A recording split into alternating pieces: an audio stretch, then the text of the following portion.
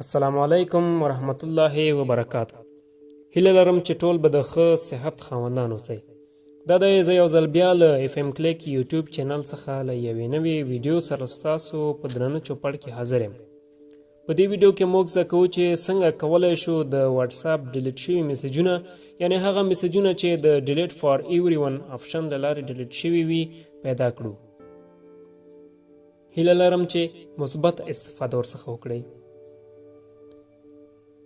نو دا کار د یو اپلیکیشن په مټ ممکن دی چې په پلی سټور کې موجود دی. زه راځم لومړی پلی سټور خلاصوم، په سرچ کې لیکم ډیلیټډ میسیجز. دلته به تاسو ته ډیر زیات اپلیکیشنونه راشي، خو ښایي ځینې یې جعلي وي او ځینې یې کار وکړي.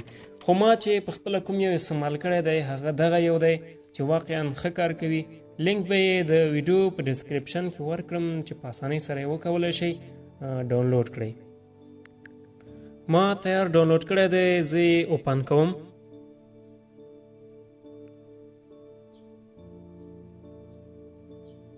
کله چې اپلیکیشن خلاص شي نو تاسو ته به داسې یو صفحه راشي. دلته به تاسو له دغه ځایه د سټوریج پرمیشن یا اجازه ورکړئ تر څو دوی وکولی شي هغه شیان چې څوک یې ډیلیټوي په میموري یا حافظه کې ثبت کړي. له دې وروسته به کلیک اینډ کانټینیو ووهئ. نو اوس اپلیکیشن خلاص او فعال شو.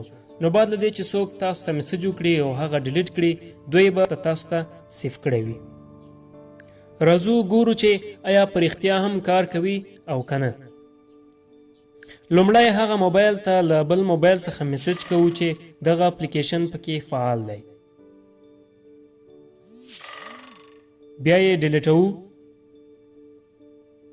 اوس راځو ګورو چې له واتساپ څخه ډیلیټ او په اپلیکیشن کې موجود دی.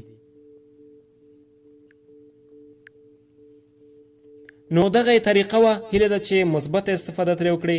که خوښه شوي مو وي ویډیو لایک کړئ، له نورو ملګرو سره یې هم شریکه کړئ تر څو هغوی هم ورڅخه ګټه پورته کړي. نو تر هغې چې له یوې نوې ویډیو سره یو ځل بیا ستاسو په درانه چوپړ کې حاضرېږم، تاسو په پاک رب سپارم. الله مو مل شه.